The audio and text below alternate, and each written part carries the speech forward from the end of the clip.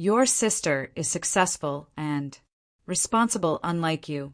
My father, Raymond announced during dinner, raising his wine glass toward Isabella. She doesn't need help from anyone. I sat there at the dining table in our family home in Denver, Colorado, feeling the familiar sting of his words. The candle light flickered across Isabella's smug smile as she basked in Raymond's praise.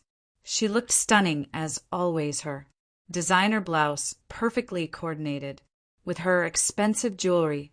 Everything about her screamed success. Isabella climbed the corporate ladder through hard work. Unlike your freelance dabbling, Raymond continued, his voice filled with pride. Look at her apartment, her car, her wardrobe. She's completely self-reliant. I quietly cut into my roast chicken, keeping my expression neutral. 2 years of these dinner conversations had taught me to stay silent while Raymond celebrated Isabella's supposed achievements and dismissed my work as worthless computer games. She's making real money in retail management, he went on. Not like Hannah, sitting at home playing around on computers all day. Isabella beamed at the comparison. Thank you, Dad. I've worked really hard to get where I am. It feels amazing to be financially independent. I nearly choked on my water. Financially independent. The woman who had begged me for $4,000 just last week for her credit card payments. Excellent, I said quietly, setting down my fork. Then she won't need my $4,000 monthly support anymore. The words hung in the air like smoke from an extinguished candle.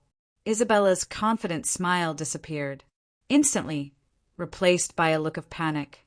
Raymond stopped mid-chew, his eyebrows furrowing in confusion. What did you just say? He asked. Slowly, I said, Isabella won't need my monthly transfers anymore since she's so successful and independent. I kept my voice calm, watching my sister's face drain of color. Isabella's mouth opened and closed like a fish, gasping for air. She had spent 2 years building this image of corporate success while secretly living off my earnings. Now her carefully constructed facade was crumbling with just one sentence. Hannah, we agreed to keep that private. Isabella whispered desperately, her voice barely audible. Keep what private? Raymond demanded, looking between us with growing alarm. The room felt charged with tension. I could see Isabella calculating how much she had to lose if the truth came out. Her entire identity as the successful daughter, the one Raymond was proud of, the one who didn't need family help, was about to shatter. This was the moment I had been unconsciously waiting for. 2 years of being dismissed, 2 years of watching Isabella take credit for a lifestyle I was funding, 2 years of Raymond's constant criticism of my work. The golden child was about to fall from her pedestal, and I was the one holding the rope. My name is Hannah Martinez, and I'm 32 years old. For the past 4 years, I've been running a successful e-commerce business from my modest apartment in downtown Denver. While my family sees me as an underachiever who plays around on computers, I've quietly built an empire, selling specialty outdoor gear through multiple online platforms. My business, which I call Mountain Peak Essentials, started small but has grown beyond my wildest dreams.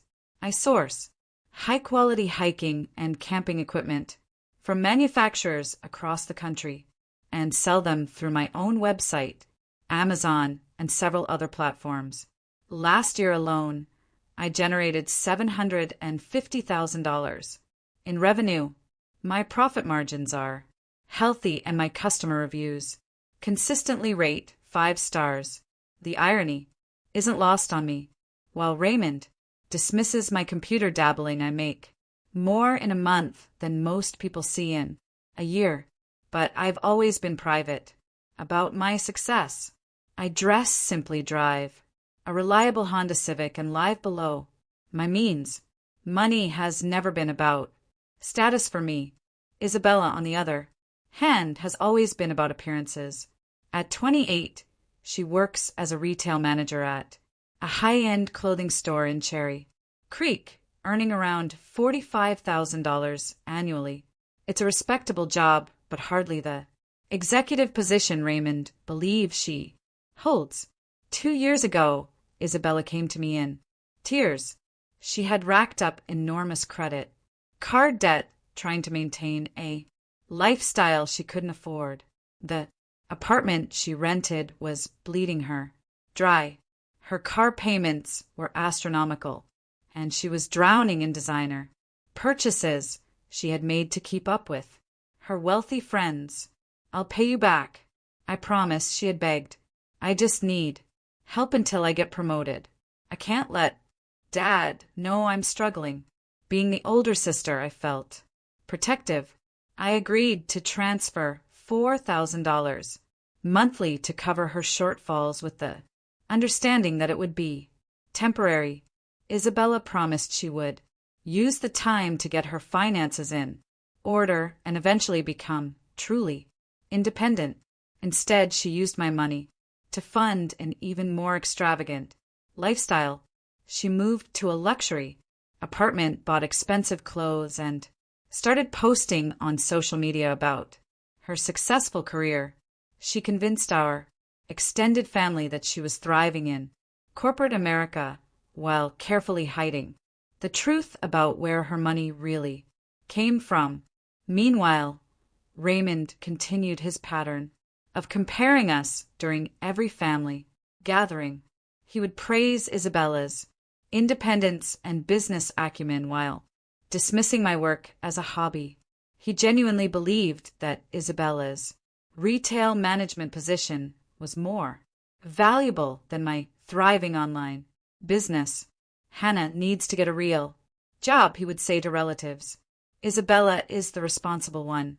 She's making something of herself." The worst part was watching Isabella nod along with these comparisons, never once acknowledging that her entire lifestyle was subsidized by the sister Raymond constantly criticized. She had become comfortable with the lie, comfortable with letting me fund her image while taking all the credit. Tonight's dinner was supposed to be another celebration of Isabella's latest promotion at work. Instead, it was about to become the night when the truth finally came out. The silence stretched on for what felt like hours, but was probably only 30 seconds. Raymond sat down his fork and stared at me with the expression he usually reserved for discussing my disappointing life choices. "Hannah, explain what you mean by monthly transfers," he said slowly. Isabella shot me a desperate look across the table. "Dad, it's not what it sounds like," she began, but her voice lacked conviction. $4,000. I repeated clearly, every month for the past 2 years. $96,000 total to cover Isabella's rent, car payments, credit cards, and shopping habits. Raymond's face went through several color changes, from confusion to disbelief to something approaching anger. "That's impossible. Isabella makes good money at her management position. She makes $45,000 a year managing a clothing store," I said matter-of-factly, "which is a perfectly respectable salary, but not nearly enough to support the lifestyle she's been living." "Hannah, please stop," Isabella whispered, tears starting to form in her eyes. But I was done protecting her image. Her luxury apartment costs $2,800 a month. Her car payment is $600. Add in utilities, insurance, credit card minimums, and daily expenses, and she's been short about $4,000 monthly to maintain the standard of living Dad has been praising. Raymond looked at Isabella with growing horror. "Is this true?" Isabella's carefully applied makeup was starting to run as tears rolled down her cheeks. I was going to pay her back. I just needed time to get established. Established in what? Raymond demanded. You told me you were promoted to district manager last year. I oversee 3 sales associates. Isabella admitted quietly. It's not really district management. The truth was finally spilling out. For 2 years, Isabella had been crafting elaborate stories about her career, advancement, creating fictional promotions and salary increases that existed only in her imagination, and Raymond's proud retellings to friends and neighbors. So, while I've been telling everyone how successful you are, how independent you are, you've been living off your sister's charity. Raymond's voice was rising. It wasn't charity, Isabella protested weakly. It was a loan. A loan with no repayment, terms, no interest, and no end date. I corrected. A loan you never mentioned. When you were letting Dad use me as a cautionary tale about responsibility and success. Raymond turned to me with a look I had never seen before. It wasn't his usual disappointment or dismissive irritation. It was something closer to shame. How much money do you actually make with your computer work? He asked quietly. I had never planned to reveal this information, but the moment seemed right. Last year, I grossed $750,000 through my e-commerce business. After expenses and taxes, I cleared about $400,000. The number hit Raymond like a physical blow. He sat back in his chair, staring at me as if seeing me for the first time. Isabella was crying openly now, realizing that her secret was completely exposed and her image as the successful daughter was permanently destroyed. Raymond's wine glass slipped from his fingers and shattered against his dinner plate. The sound echoed through our suddenly too quiet dining room as he processed what I had just revealed. 750,000. He repeated, his voice barely above a whisper. That's gross revenue, I clarified.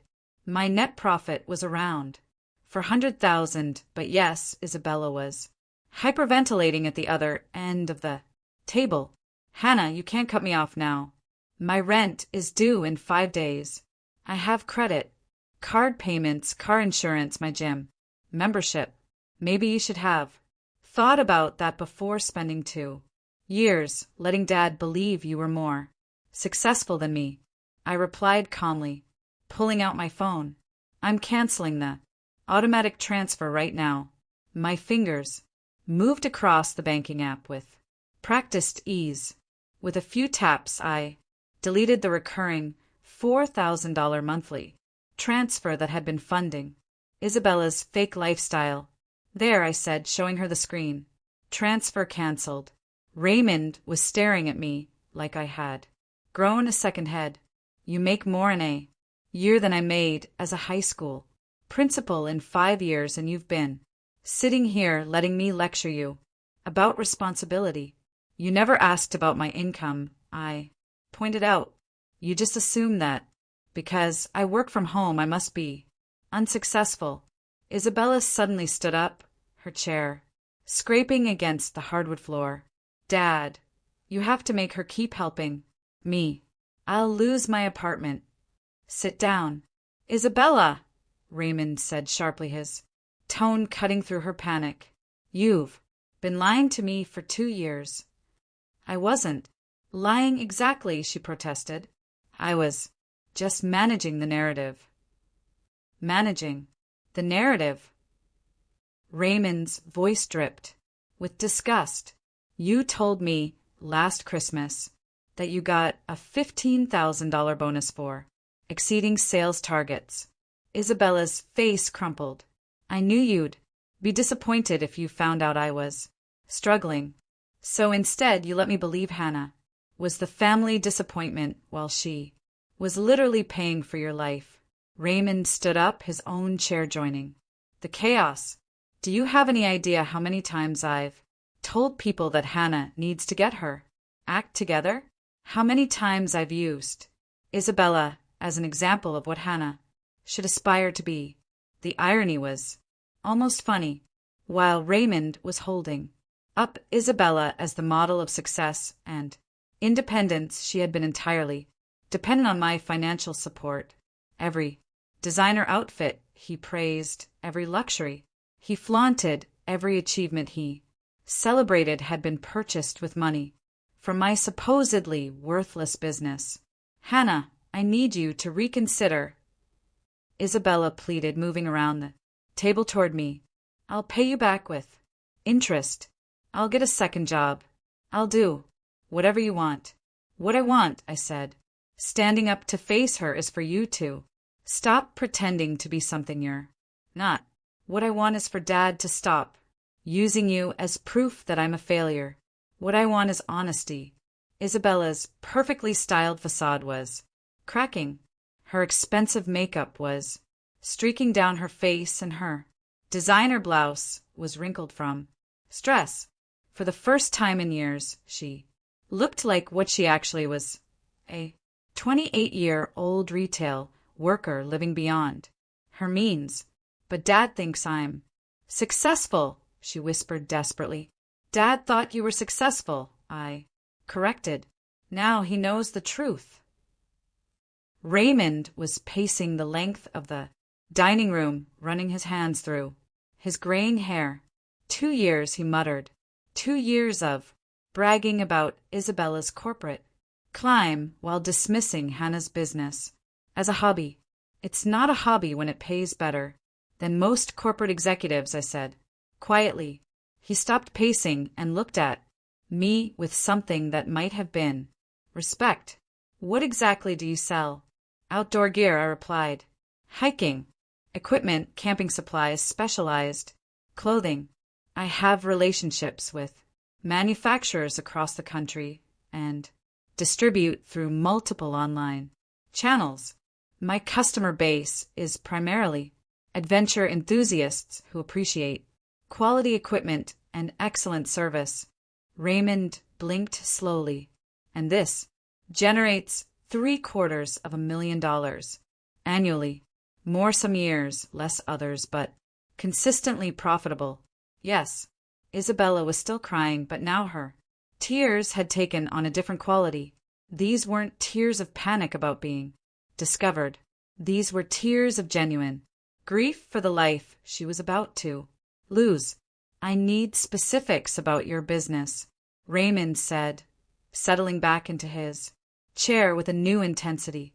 I want to understand exactly what I've been dismissing all these years. Isabella looked between us with growing desperation. She was realizing that Raymond's attention had completely shifted away from her crisis and toward understanding my success. I started Mountain Peak Essentials 4 years ago. I noticed a gap in the market for high-quality outdoor gear that wasn't outrageously expensive.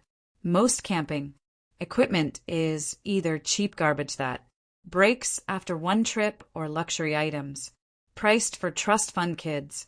Raymond leaned forward, actually listening to me for perhaps the first time in my adult life.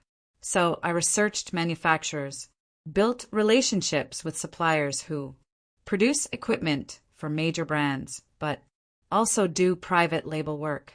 I created my own line of products that match the quality of premium brands at roughly 60% of their retail price.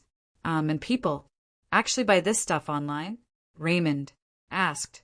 Dad, camping and hiking are massive industries, I explained. People spend billions of dollars annually on outdoor recreation. The problem is that most gear companies focus on extreme athletes or casual weekend warriors. I target serious enthusiasts who want professional-grade equipment but don't want to pay luxury prices.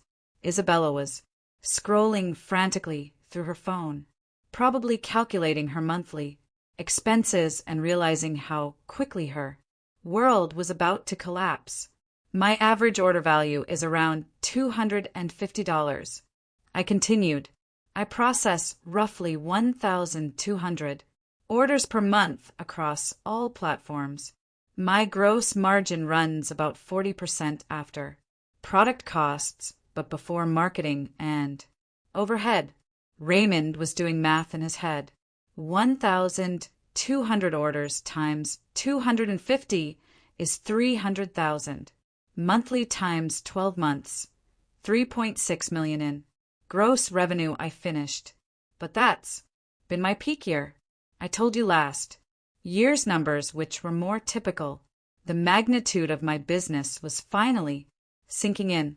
Raymond had spent years treating me like an unemployed college graduate playing video games in my apartment when I was actually running a multi-million-dollar operation. Where do you work from? He asked. My apartment has a dedicated office space, but most of the logistics are handled through third-party fulfillment. I manage inventory planning, vendor relationships, marketing, customer service, and financial planning. The physical shipping happens through a warehouse in Commerce City. Isabella suddenly looked up from her phone with panic in her eyes.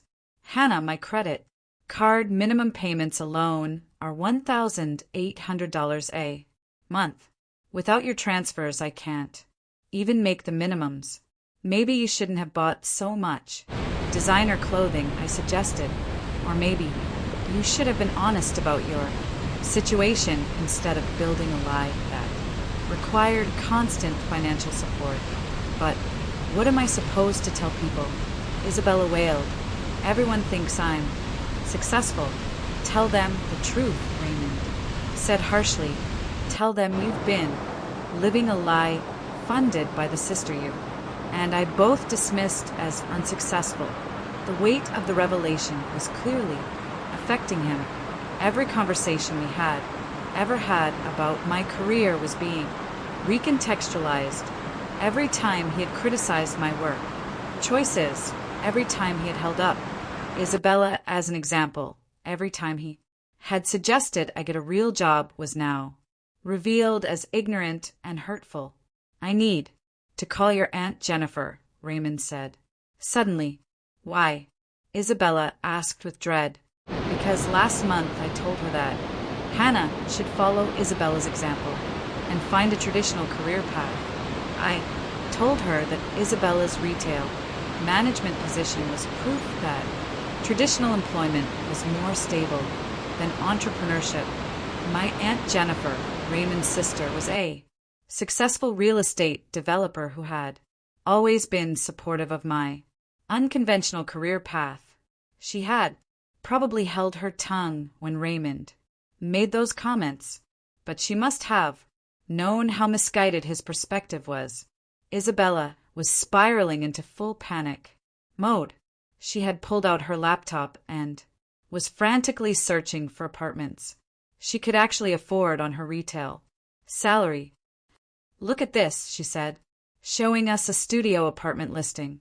600 square feet for $1,500 a month, and it doesn't even have a dishwasher. Welcome to living within your means, I replied without sympathy. Raymond was still processing the business details. Hannah, when you said you work from home, I pictured you in pajamas browsing social media. I never imagined you were running a legitimate operation. That's because you never asked, I pointed out. Every time I tried to explain what I do, you would interrupt with advice about getting a traditional job. He had the decency to look ashamed. I thought I was helping. I thought I was encouraging you to be more like Isabella. More like Isabella, I repeated. You mean more like someone who lies about their income, lives entirely on credit, and depends on family handouts, while pretending to be independent. Isabella slammed her laptop shut. I wasn't trying to hurt you, Hannah. I was just trying to make Dad proud by using me as the family disappointment while living off my success. The anger I had been suppressing for 2 years was finally coming out.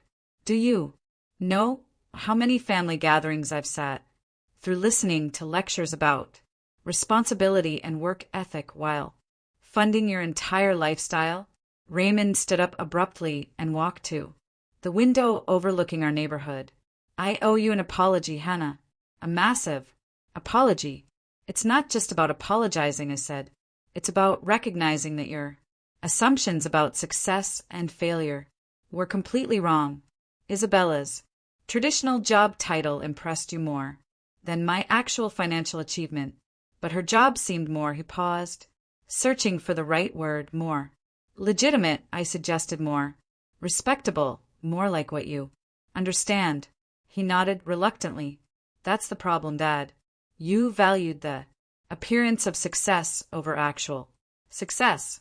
Isabella had a corporate sounding title and wore business clothes, so you assumed she was thriving. I work from home in comfortable clothes, so you assumed I was failing. Isabella was crying again, but this time the tears seemed more genuine. I never wanted it to go this far. I thought I would get promoted or find a higher paying job and eventually be able to stop needing your help. For 2 years, I asked skeptically. I kept thinking next quarter would be better, or next year. I kept thinking something would change. The only thing that changed was your spending. I pointed out, instead of using my support to get stable, you used it to justify spending even more. Raymond returned to the table and sat down heavily. What happens now? Now Isabella figures out how to live on her actual salary, I said. And maybe both of you stop treating my career like a cute hobby that I'll eventually outgrow. And what about the money Isabella owes you? Raymond asked. I had been thinking about this question for months. I consider it an expensive lesson. I'm not expecting repayment, but I'm also not providing any more support. Isabella looked up with hope in her eyes. So, you're not angry about the money? I'm angry about the lying, I clarified. I'm angry about being used as the family cautionary tale while funding the very lifestyle Dad was praising you for. The money was my choice to give, but the deception wasn't acceptable. Raymond was quiet for a long moment. When he finally spoke, his voice was different than I had ever heard it.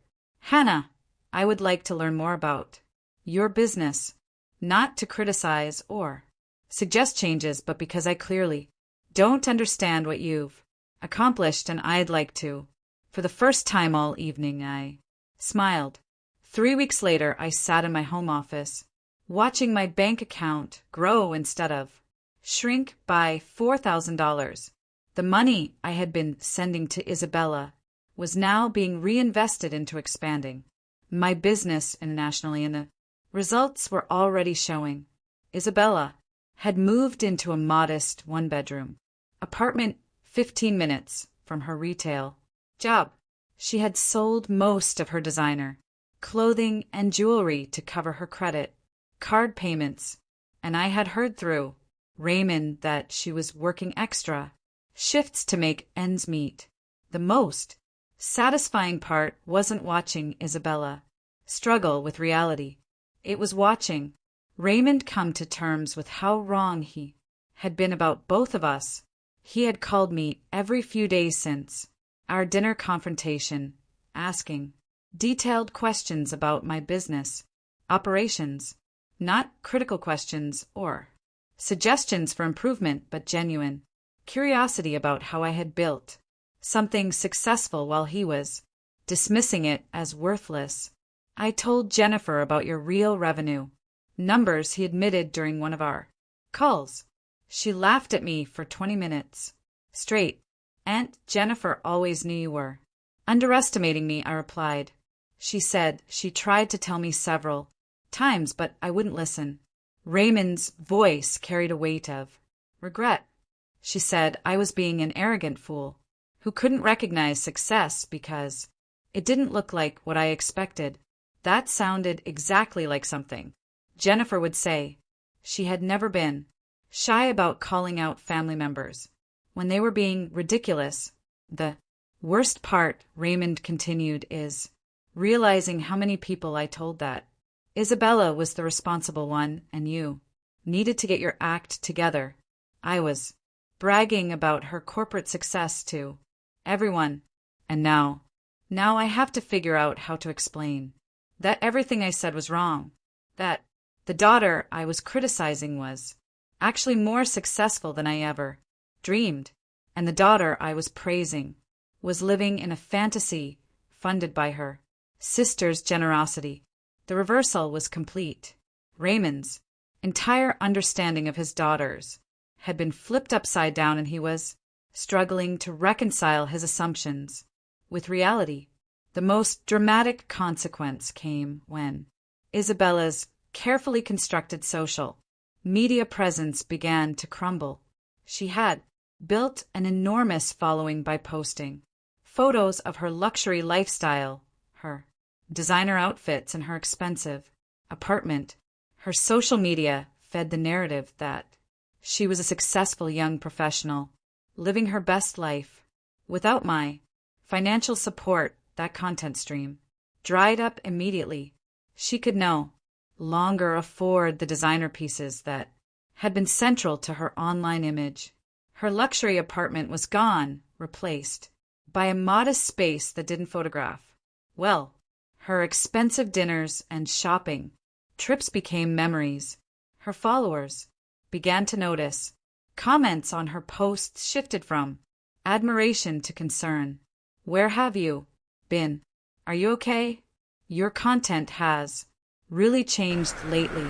Isabella tried to maintain the facade for a few weeks, posting throwback photos and recycling older content, but eventually people started asking direct questions about her apparent lifestyle change.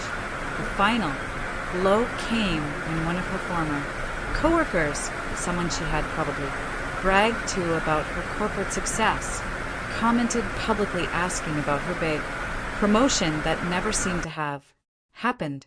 Isabella's social media presence, which had been built entirely on the lie of her financial success, became impossible to maintain once the truth was revealed. She eventually made her accounts private and stopped posting altogether. Meanwhile, Raymond had begun telling people the truth about my business success. It was awkward for him having to explain that he had been wrong about both of his daughters for years, but he seemed committed to making up for his mistakes by giving me the recognition I had earned. I'm proud of what you built, he told me during one of our conversations. I'm ashamed that I couldn't see it when it was right in front of me. Those words meant more to me than all the money I had ever made. Isabella's transition back to reality proved more brutal than anyone anticipated. Within 6 months of losing my financial support, she had been forced to declare bankruptcy, unable to manage the credit card debt she had accumulated while living far beyond her means. The luxury apartment, designer wardrobe, and expensive car were all repossessed or sold, leaving her with barely enough furniture for her small studio apartment. Her social media followers, who had admired her seemingly glamorous lifestyle, began to distance themselves once they realized her success had been entirely fabricated. Former friends stopped inviting her to expensive social events she could no longer afford, and dating became complicated when potential partners expected the affluent woman her online presence had portrayed. Raymond faced his own social embarrassment when family members and neighbors learned that he had spent years criticizing his actually successful daughter while praising the one who had been living on borrowed money and borrowed time, forcing him to confront not only his favoritism but also his fundamental misunderstanding of what constituted real achievement versus mere appearance. As I reinvested the recovered $4,000 monthly into expanding Mountain Peak, essentials into European markets. I realized that Raymond's years of dismissive comments had inadvertently become the fuel for my determination to prove that success comes in many forms, not just the traditional paths he understood and valued. The greatest victory wasn't watching Isabella face the consequences of her deception, but rather witnessing Raymond finally recognize and respect the business empire I had built while he was looking the other way, teaching me that sometimes the most satisfying revenge is simply allowing the truth to speak louder than the lies that once defined you.